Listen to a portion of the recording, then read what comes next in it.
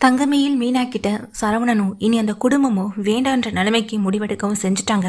இத்தனை நாள் நான் அவங்க பின்னாடி போய் கெஞ்சினது எல்லாமே போதுமேனா, இதுக்கப்புறமும் இது ஏன் குழந்தைதான்னு நிரூபிச்சு அவர் கூட சேர்ந்து வாழணுன்ற அவசியம் எனக்கு துளி கூட இல்லை மீனா. எனக்கு அவர் கூட சேர்ந்து வாழணுன்ற ஆசையே அவர் சொன்ன அந்த ஒரு வார்த்தையோட முடிஞ்சு போச்சு. இதுக்கப்புறம் அவர் கூட சேர்ந்து வாழ்றதை பற்றி நான் யோசிக்க போகிறதில்ல, கனவுல கூட அதை பற்றி நினச்சி பார்க்க போகிறதில்ல. நான் செஞ்சது தவறாகவே இருந்துட்டு போகட்டும் மீனா. இனிமே அந்த வீட்டுக்கோ இல்லை அவருக்கும் இனி எனக்கும் எந்த சம்மந்தமுமே கிடையாது அப்படின்னு தங்கமேல் சொல்றாங்க. ஆனா இந்த விஷயத்தை இதோட விட்டுற மாட்டேமேனா. ஆனா இதுக்கப்புறம் அந்த சரவணன் மாமாவுக்கு நான் கொடுக்க போற விஷயமே வேறதான் அப்படின்னு சொல்ல, இதுக்கப்புறம் மாமா என்ன மாமா மாமா மாமான்னு கொஞ்சினதும் போதும் கெஞ்சினதும் போதும். இதுக்கப்புறம் இனி அவரை மாமான்னு கூட என் வாயால வாய் நிறைய கூப்பிடக்கூட மாட்டேன் அப்படின்னு தங்கமேல் இங்க உறுதியான முடிவை இங்க மீனா கிட்ட சொல்ல, அக்கா கொஞ்சம் யோசிச்சு பாருங்கக்கா அப்படின்னு மீனா இங்க தங்கமேல் கிட்ட எடுத்து சொல்றாங்க. போது மீனா, எனக்காக நீ இவ்வளவு தூரம் வந்து கஷ்டப்பட்டதெல்லாம் போதும். எனக்காக நீ உன் புருஷன்கிட்ட திட்டு வாங்கினது வரைக்கும் போதும். இதுக்கப்புறம் எனக்காக நீ எதையுமே செய்ய வேணாம் மீனா. என்னை இப்படியே விட்டுரு, நான் இப்படியே இருந்துட்டு போறேன் அப்படின்னு மீனா கிட்ட இங்கே தங்கமேல் சொல்ல, அக்கா இதை உங்க வீட்டில் இருக்கவங்க எப்படி ஏற்றுப்பாங்கன்னு சொல்ல, இனிமே அந்த வீடும் எனக்கு வேணாம் மீனா. பிறந்த வீடும் வேணாம், புகுந்த வீடும் வேணாம். நான் ஒரு முடிவை எடுத்துட்டேன்னு சொல்றாங்க. நீ வாங்கி கொடுத்த எனக்கு அந்த வேலையே போதும், அந்த வேலை மட்டும் எனக்கு போதும். அந்த வேலையும் என் குழந்தையும் என்னால் பார்த்துக்க முடியும்னு இங்கே தங்கமேல் உறுதியான முடிவை இங்கே மீனா கிட்ட சொல்ல, அக்கா நீங்கள் கொஞ்சம் நிதானமாக இருங்கக்கான்னு மீனா எடுத்து சொல்லவும் செய்கிறாங்க. அடுத்த நாள் இங்கே தங்கமயில் இதை இப்படியே விடக்கூடாது அப்படின்னு நினச்சிட்டு மீனா கிட்ட சொன்னது போல நேராக அந்த வீட்டுக்கு போகிறாங்க. அன்னைக்குன்னு பார்த்து செந்தில் மீனானு எல்லாருமே சரவணன் வீட்டில் இருக்க, வீட்டிலேருந்து இங்கே வெளியே நின்று சத்தம் போட்டுக்கிட்டு இருக்க தங்கமயில், என்ன இது தங்கமயில் குரல் மாதிரி இருக்கு, அவ இதுக்கு இங்கே வந்து நின்று சத்தம் போட்டுக்கிட்டு இருக்கான்னு வீட்டில் எல்லாரும் அதிர்ச்சியோடையே பார்க்க வெளியே வந்து நிற்கிறாங்க.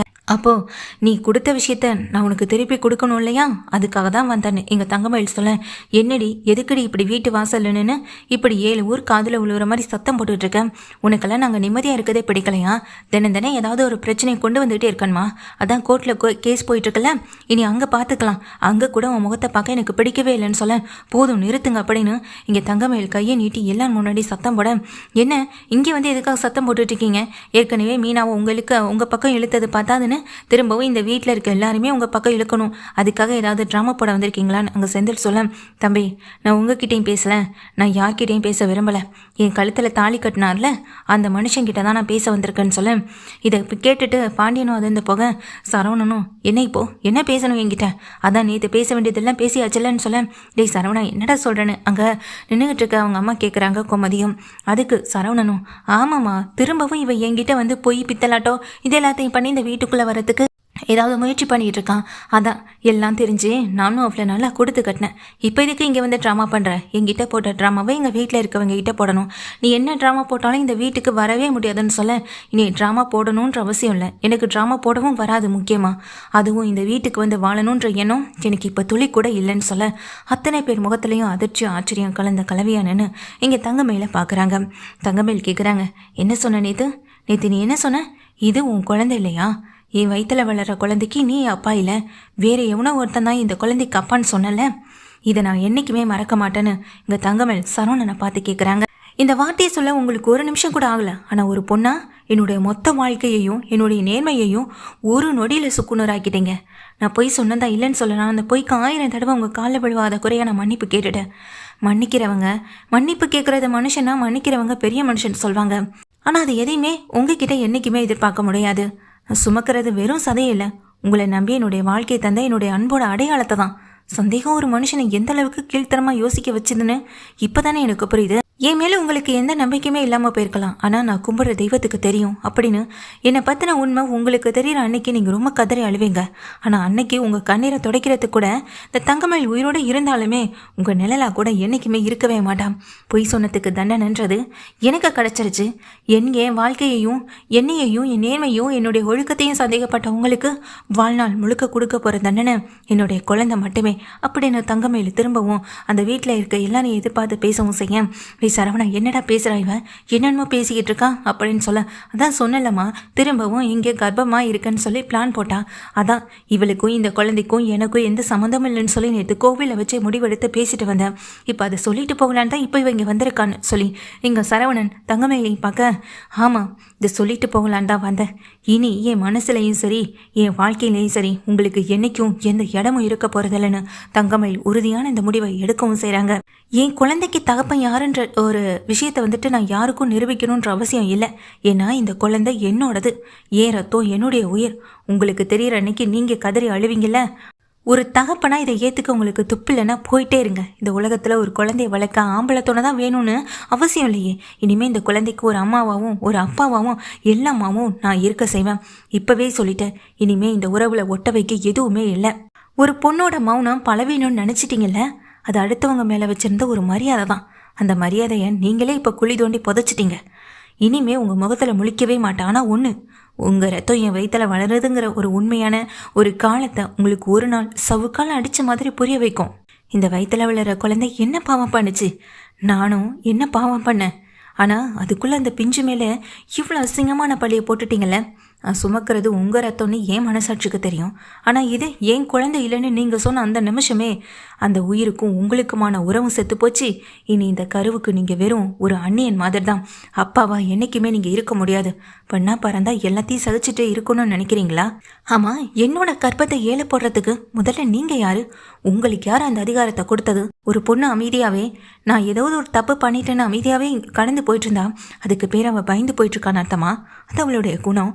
ஆனால் அவள் வயிற்றில் வளர்கிற உயிரையே நீங்கள் அவமானப்படுத்தினா அந்த இடத்துலையே அந்த குணமே செத்து வீரன் தான் பிறக்கும். இத்தனை நாள் மாமா மாமான்னு கெஞ்சிட்டு வந்த தங்கமயில பார்த்துருப்பீங்க. இனி இந்த சரவணனே வேண்டான்னு தூக்கி எறிகிற தங்கமயில இப்போ பார்க்குறீங்கல்ல, இனிமேல் இந்த தங்கமயில் இப்படி தான் இருப்பான்.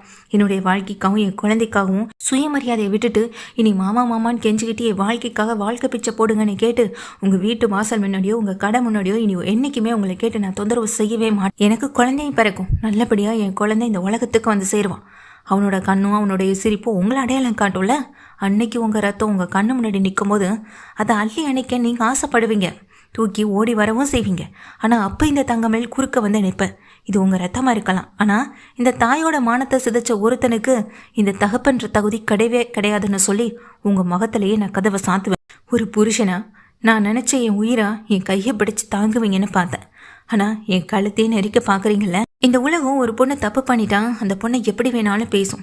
ஆனால் கூட இருந்த என் புருஷனே இப்படி கத்தியால கழுத்து நெரிக்கிற அளவுக்கு போவான்னு நான் எதிர்பார்க்கலையே. இனிமே என் கண்ணிலேருந்து எந்த தனிமே வராது.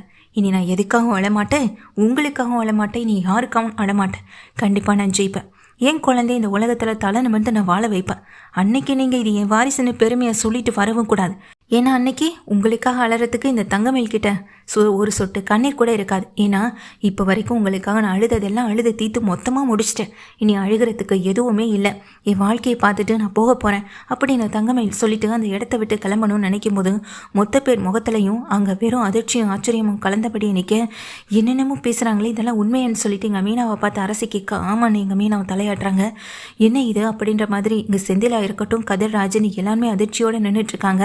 இதோ இந்த தாலியை கட்டினது நீங்கள் தானே, இதுக்காக தான் நான் இவ்வளோ நாள் பொறுமையாகவும் அமைதியாகவும் இந்த வாழ்க்கையை எப்படியாவது வாழ்ந்துடணும்னு நான் இப்போது அவ்வளோ ஆசைப்பட்டேன். உங்கள் பின்னாடி ஓடி வந்ததும் நீங்கள் இருக்கிற இடத்துக்கெல்லாம் ஓடி வந்ததும் எத்தனையோ நம்பர்லேருந்து உங்களுக்கு கால் பண்ணதுக்கெல்லாம் காரணம் நீங்கள் என் கழுத்தில் கட்டின தாலிக்காக மட்டும்தான்.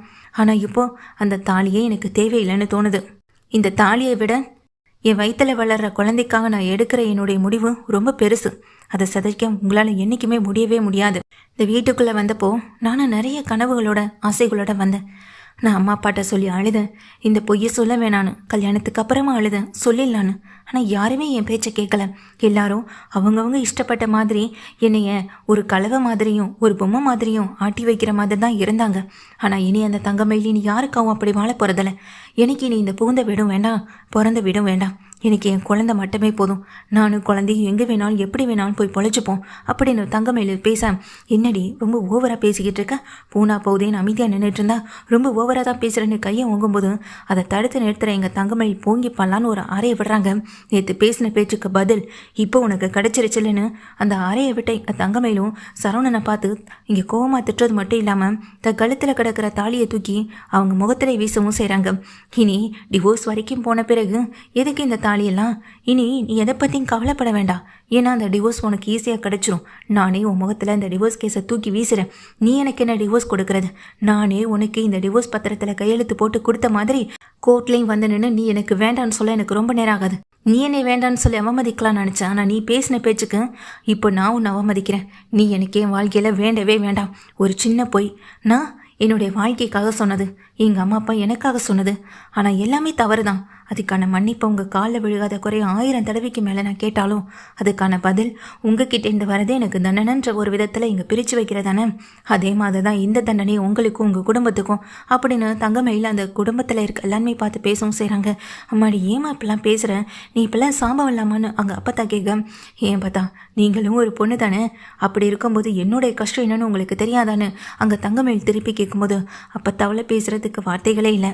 ஒரு பொண்ணுக்கு புருஷன்தான் உலகம்னு நினச்ச காலமெல்லாம் போயிடுச்சு. நீத்து எல்லாமே பேசின கையோட எல்லாம் முடிஞ்சு போச்சு. இனி என் குழந்தைய வளர்க்குற ஒரு சிங்கம் மாதிரி தான் நான் என்றைக்குமே அவனை வளர்ப்பேன். ஒரு தகப்பன் இல்லாமலே ஒரு குழந்தைய உலகத்தில் தலை நிமிர்ந்து வாழ வைக்க முடியும். அதை என்னால் முடியும்னு நான் செஞ்சு காட்டுறேன். தங்கமயிலும் தன் வயிற்றில் வளர்கிற குழந்தைய தடவி பார்த்துக்கிட்டே, தங்கம் இனி உனக்கு நான் இருக்கேன். உன் அப்பாவுக்கு உன் மேலே நம்பிக்கை இல்லை, ஆனால் அம்மா நான் இருக்கேன். உன்னை சிம்மாசனத்தில் உட்கார வைப்பேன்டா. இந்த அம்மா மட்டும் உனக்கு போதும். இனி உனக்கு யாரும் வேண்டாம். உனக்கு இந்த தாத்தா பாட்டி அப்புறம் சித்தி சித்தப்பா பெரியம்மா பெரியப்பான்னு எந்த உறவும் வேண்டாம். இனி எல்லாமும் நான் இருப்பேன் அப்படின்னு தங்கமயிலும் சொல்லிட்டு அங்கேருந்து கிளம்பவும் செய்கிறாங்க. இதை கேட்டுட்டு அந்த குடும்பத்தில் இருக்க எல்லாருமே இங்கே தங்கமயில அதிர்ச்சியோட உறைஞ்சு பார்த்துக்கிட்டு இருக்கேன். தங்கமயில அந்த இடத்த விட்டு தன் மனசில் ஒரு நிம்மதியோடையும் இனிமே இந்த ஆளுக்காக போய் கெஞ்சிட்டு நிற்க வேண்டியதில்லைன்ற ஒரு அவசியத்தோடையும் இந்த இடத்த விட்டு கிளம்புறாங்க. ஒரு பொண்ணு கெஞ்சினாலும் ஆனால் அந்த ஆளை மிஞ்சி மிஞ்சி போகிறான்ல, இனி கெஞ்சிறதுக்கு இனி வாய்ப்பே கிடையாதுன்ற ஒரு உறுதியோட மனப்பான்மையோட தங்கமயில் தன்னுடைய முடிவை எடுத்துட்டு அந்த வீட்டை விட்டு வெளியே கிளம்புறாங்க. சரவணன் என்னதான் இங்கே கோபத்தில் பேசினாலும் வார்த்தைகள் தவறானது மட்டுமே தான். அதுக்கான பதிலடி எங்கள் தங்கமயில் கொடுக்கவும் செய்கிறாங்க. சரவணனாக இருக்கட்டும், உங்கள் குடும்பத்தில் இருக்க மற்றவங்கள இருக்கட்டும், தங்கமயில் பேசின எல்லா விஷயத்தையும் கேட்டு அவங்களுக்கு அப்போ தான் உண்மையும் தெரியுது. அதே போல் சரவணனே பார்த்து முறைக்க செய்கிறாங்க.